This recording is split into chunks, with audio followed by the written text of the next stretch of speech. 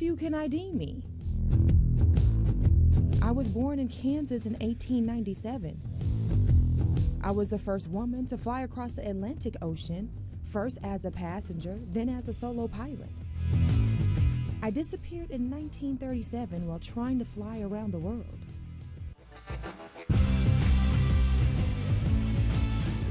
I'm Amelia Earhart, and my disappearance has been a mystery for decades. It's been called the last great unsolved mystery of the 20th century, but now some researchers think they might have found a clue about Amelia Earhart's disappearance.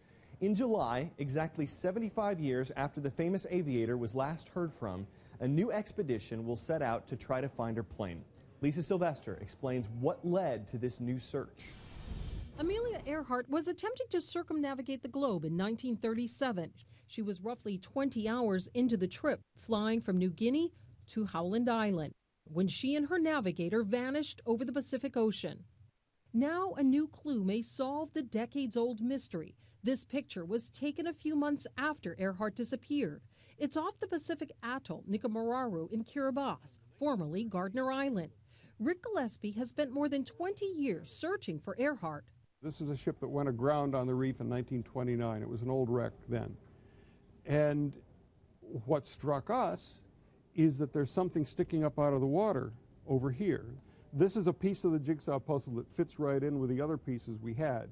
So, yeah, I think it's probably the landing gear of her airplane. Forensic imaging specialists say it could be part of her plane's landing gear. And there are more clues. Items common in the 1930s were found on excavation sites on the island. The artifacts we found on this site are bottles from personal care items that an American woman in the 1930s would have, the parts of a mirror and makeup from a woman's compact.